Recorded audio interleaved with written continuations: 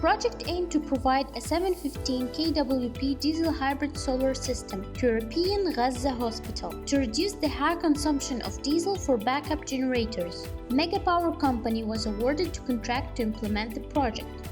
The project now covers over 70% of total demand load of the hospital.